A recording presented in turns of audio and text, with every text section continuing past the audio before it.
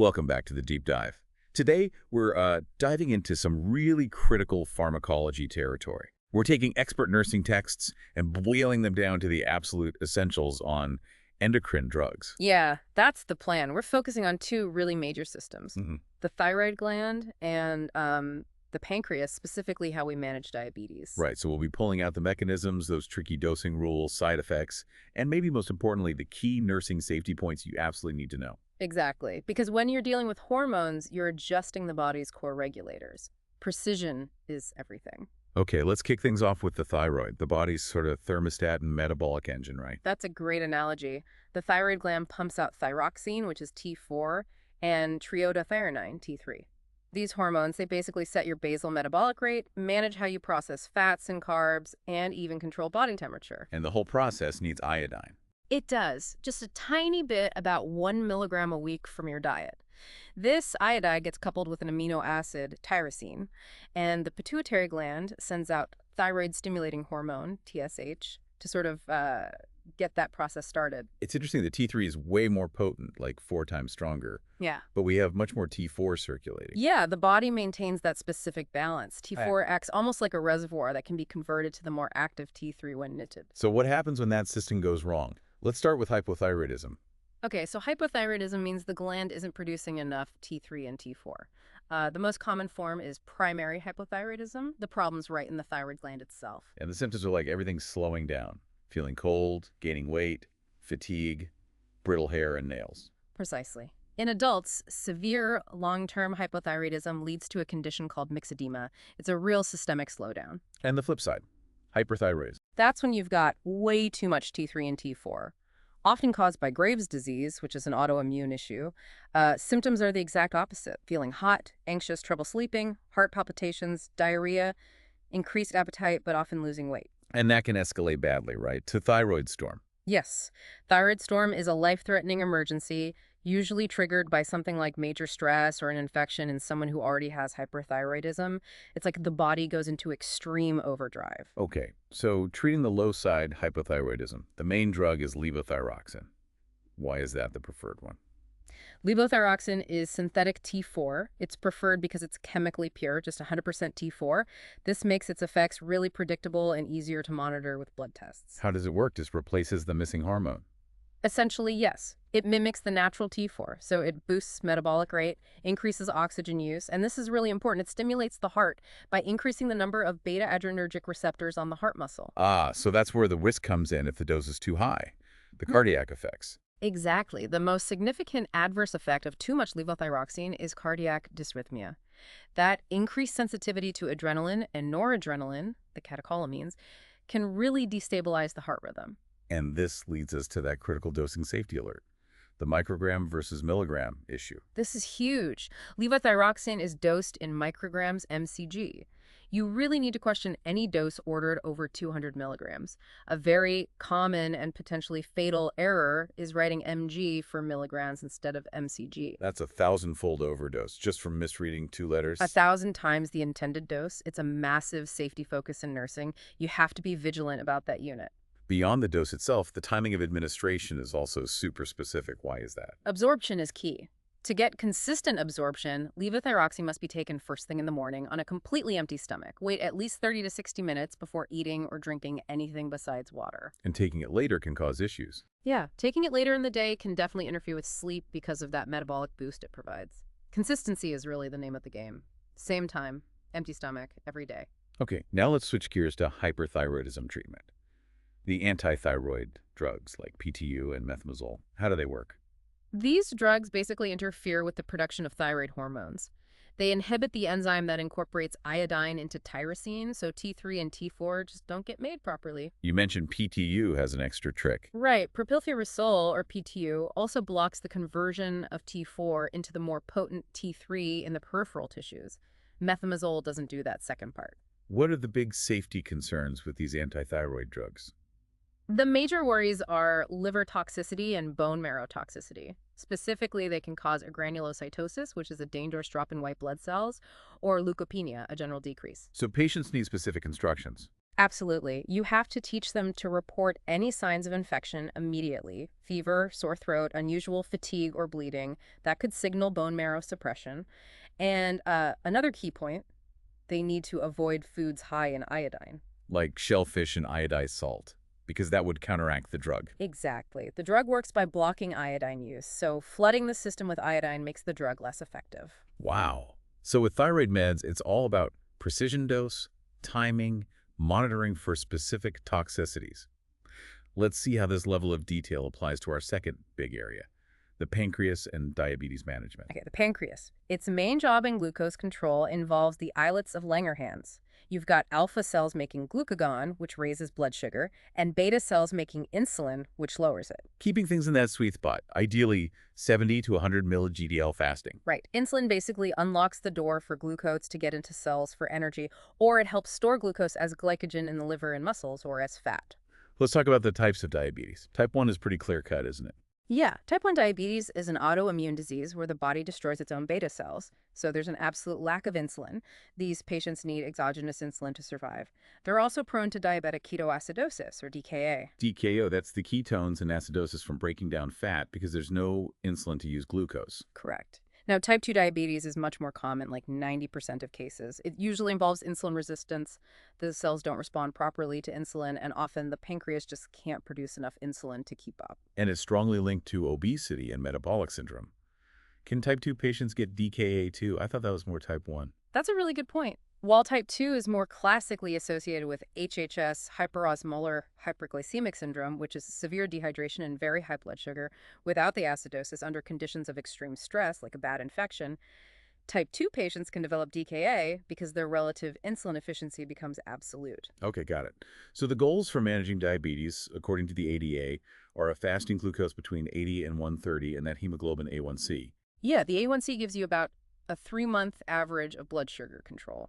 The goal is generally 7% or less. Let's get into the insulins, required for type 1, often needed for type 2 eventually. Right.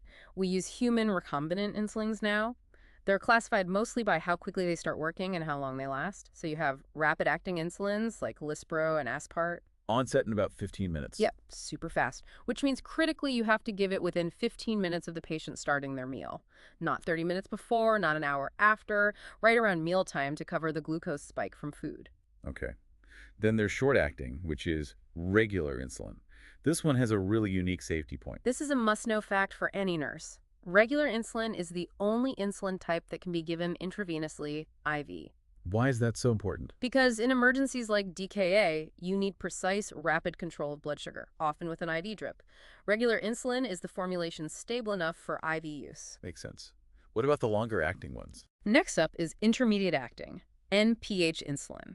It looks cloudy or opaque because it's a suspension. It has a slower onset and lasts longer, maybe 10 to 18 hours. And then the really long ones. Those are the long-acting insulins like Glargine and Detamir. Glargine, for example, is clear, looks like regular insulin, but it provides a steady, peakless level of basal insulin over about 24 hours. It mimics the pancreas's background secretion. And this basal insulin is key to the modern approach, basal bolus therapy. Absolutely. The preferred method now is basal bolus. You use a long-acting insulin once or twice a day for that constant background coverage, that's the basal part. Then you use a rapid-acting insulin before meals. And maybe for correction doses, if the sugar is high, that's the bolus. Better than the old sliding scale method. Oh, much better. Sliding scale is purely reactive. You wait for the sugar to go high, then you chase it with insulin. It often leads to these big swings, high then low. Basal bolus is proactive, aiming for steadier control. We have to stress again, insulin is a high-alert medication. Extremely high alert. Always check the blood glucose before giving any dose.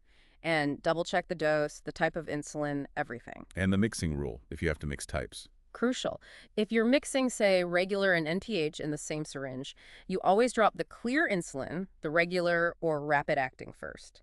Then you drop the cloudy NPH insulin. Why clear before cloudy? To prevent any of the additives in the cloudy NPH suspension from getting into the clear vial. Contaminating the clear vial could change how fast it works, which you don't want. Clear before cloudy, always. Got it. Okay, let's move to the non-insulin drugs, mostly for type 2 diabetes, starting with the workhorse, metformin. Metformin's usually the first-line drug for type 2. It's a big one-eyed. Its main jobs are reducing glucose production by the liver and making the body's cells more sensitive to the insulin that's already there. And a big plus is it usually doesn't cause weight gain or significant low blood sugar when used alone. Right, those are major advantages, but it comes with a very serious warning. The kidney issue, lactic acidosis. Yes, lactic acidosis is rare but potentially fatal. Metformin is absolutely contraindicated in patients with significant renal disease or dysfunction, generally a creatinine clearance below 30 ml. And there's a critical interaction with radiology procedures. This requires sharp nursing assessment. Metformin must be held before and for 48 hours after any procedure involving intravenous iodine-containing contrast dye, like for certain CT scans. The contrast dye can temporarily affect kidney function, and if the patient is on metformin, this combination dramatically increases the risk of lactic acidosis. You, the nurse, might be the last line of defense in catching this. That's a huge responsibility, coordinating across departments. What about other older oral agents, sulfonylurias? Sulfonylurias, like glipizide, work by stimulating the pancreas to release more insulin. So they only work if the patient still has some functioning beta cells. The downsides are risk of hypoglycemia and often some weight gain. And the glianides. Similar but shorter acting. Exactly. Drugs like repaglinide. They also stimulate insulin release but are much shorter acting. They need to be taken with each meal. The interesting part is if the patient skips a meal, they must skip the dose. This makes them useful for people with irregular eating schedules. What about thiazolidinediones, the TZDs, like pioglitazone? These are insulin sensitizers, similar to metformin in that effect, but they carry a significant black box warning because they can cause or worsen heart failure. So they're generally avoided in patients with symptomatic heart failure. Okay, now on to the newer classes that have really become game changers. GLP-1 agonists. Yeah, the glucagon-like peptide-1 agonists, think liraglutide, semaglutide. Most are injectable, though an oral form of semaglutide exists now. They do several things: enhance insulin secretion only when glucose is high, suppress glucagon release, slow down stomach emptying, which helps with satiety, and often lead to weight loss. Sounds great, but there's a warning there too. Yes, there's a black box warning regarding a risk of thyroid C-cell tumors, based mostly on animal studies, but it's something to be aware of. And the other big new class, the SGLT2 inhibitors. Sodium glucose cotransporter 2 inhibitors. Drugs like dapagliflozin and pagliflozin, these are fascinating because they work totally independently of insulin action. How do they do that? They block the reabsorption of glucose in the kidneys. So instead of glucose going back into the blood, it gets spilled out into the urine, a condition called glycosuria. And they have heart benefits. Yes, several SGLT2 inhibitors have shown significant cardiovascular benefits, reducing risks of heart failure hospitalization and cardiovascular death, which is a huge deal in diabetes. But there must be side effects to peeing out sugar. Definitely. The main ones are an increased risk of genital yeast infections, because yeast loves sugar, and urinary tract infections. There's also a small risk of a specific type of ketoacidosis, even with normal blood sugar levels sometimes, and concerns about dehydration. Okay, before we wrap this section, managing the opposite problem, hypoglycemia, low blood sugar, below 70 milligl. This is a critical skill. If the patient is conscious and can swallow, give them fast-acting oral glucose.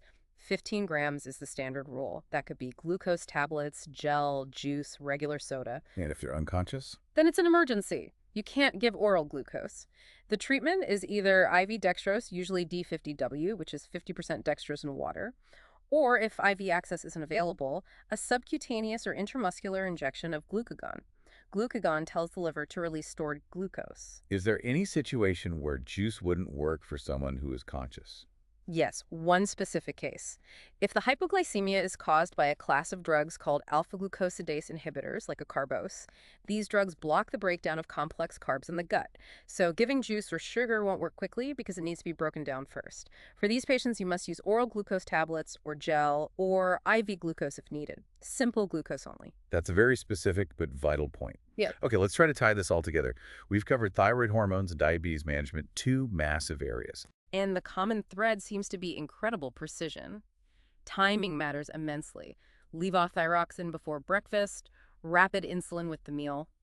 Dosing units matter. mcg versus mmg can be life or death. And understanding those specific organ toxicities, heart, kidney, liver, bone marrow, is non-negotiable. Absolutely.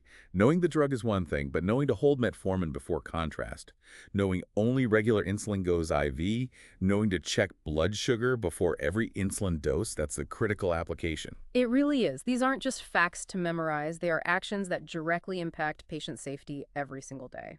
So here's something for you, our listener, to think about. We've talked about high-alert medications and critical thinking points, like questioning that high levothyroxine dose or remembering the metformin hold.